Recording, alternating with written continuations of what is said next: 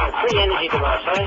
Yeah. And this is going to get you all your girlfriends, isn't it? No, I've got enough of those,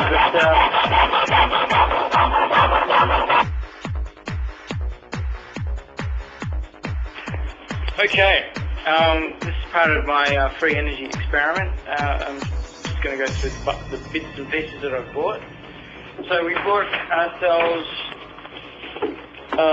one piece of tubing, which I think we saw before. And I've just received some magnets in this delivery bag. And I've already opened it, but let's go through what we've got. Okay, we've got 2 sets of magnets, and so there we have it from the delivery bag. The square magnets, the round magnet, tubing.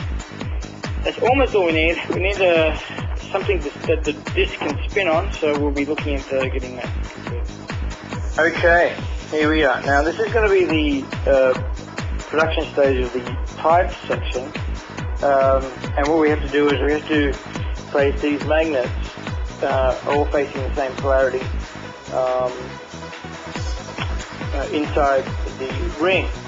So what I've done is I've worked out a rough spacing, and I've marked out on this piece of paper the space in each of these brackets. If you can see here,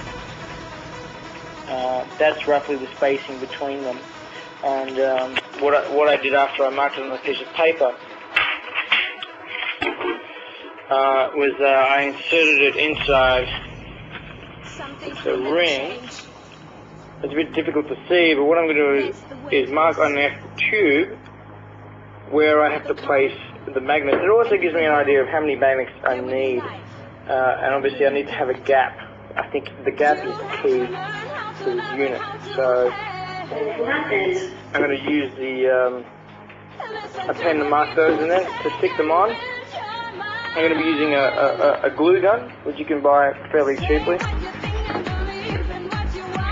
And we'll be inserting these magnets at the right polarity around the ring. Okay, what I'm doing, because I'm using quite strong magnets, what I'm doing is, because I'm using a glue gun, I'm putting the magnets opposite each other as best I can so they don't stick together as I'm putting them in.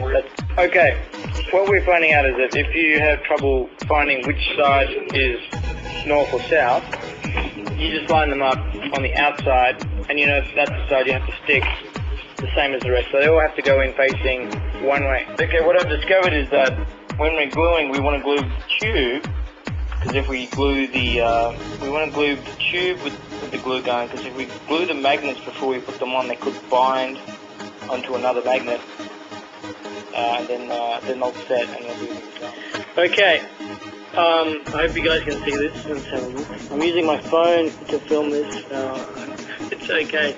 Now, I had a bit of problem with the lid from the deodorant stick, so I had to cut it back, and instead of gluing it, I've now just used tape easily to adjust it.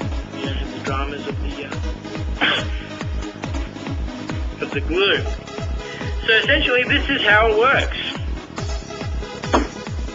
As you know from the previous video, you've got a disc magnetized, sitting on a ball bearing, in this case just a little bit of deodorant bottle.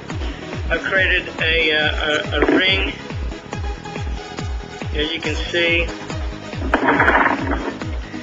from the ring. Now he mentions the horseshoe effect on the magnets, and these are all magnets, and these are all magnets. That's a magnet as well. So let's just see how it works, and I pretty much can replicate the experiment. And once I do that, I'll explain how it works.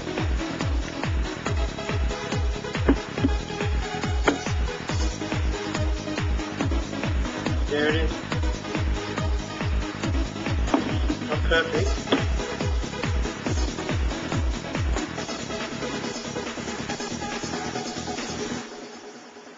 There we go.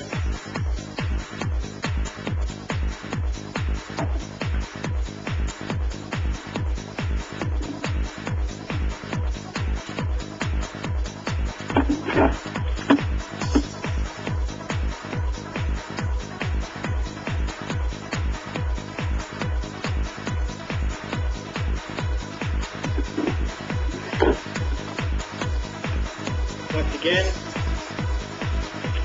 Magnet. What I'm doing is I'm putting my hand here so in case the magnet picks up, it doesn't stick to the magnet as easily. So I'm just putting my hand over the top.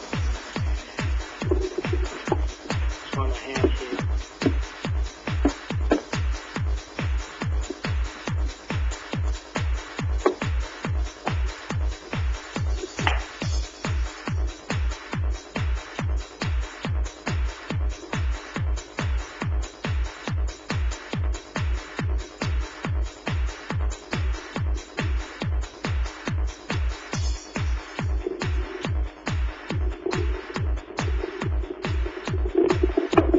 Okay, now for the secret about how it works.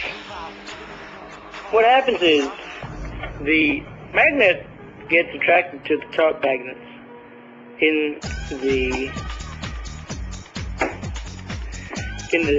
ring. See, it gets pulled up. And the question is, how does it spin?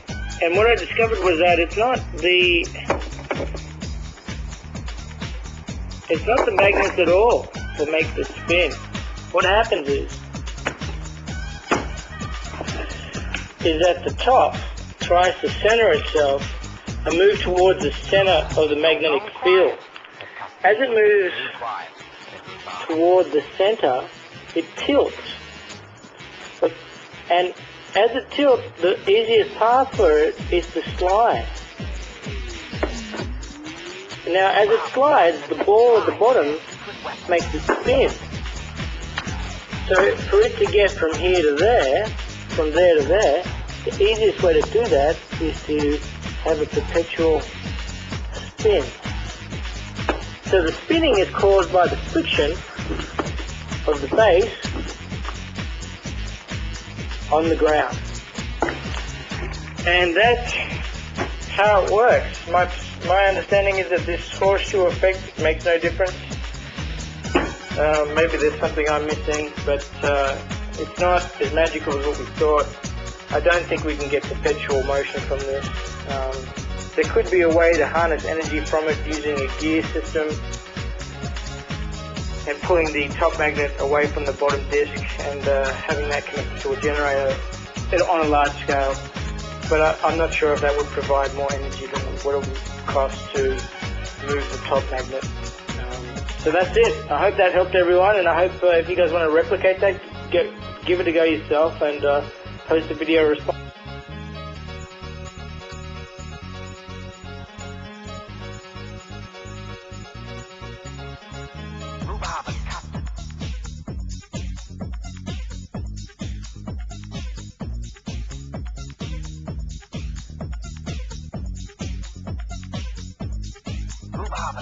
Let's fly with that secret weapon.